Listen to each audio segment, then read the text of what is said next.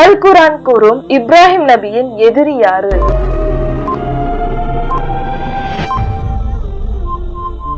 அல் குர்ஆனில் எத்தனை நபிமார்களின் பெயர்கள் கூறப்பட்டுள்ளன?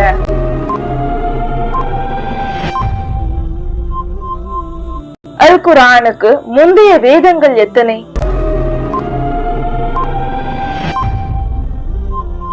அல் குர்ஆனில் முதலில் இறங்கிய வசனம் எது?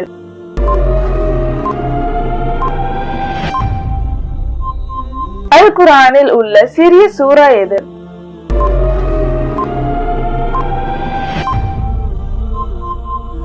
அல் குர்ஆன் மறுமையில் பரிந்துரைக்குமா?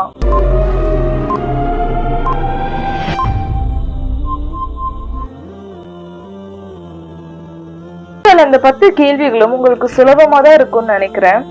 அவுட் ஆஃப் எடுத்தவங்க தம்ஸ் அப் கொடுங்க. தெரியாதவங்க இந்த வீடியோ மூலமா தெரிஞ்சுக்கோங்க. ஜஸாக்கல்லாஹு ஹைரன்.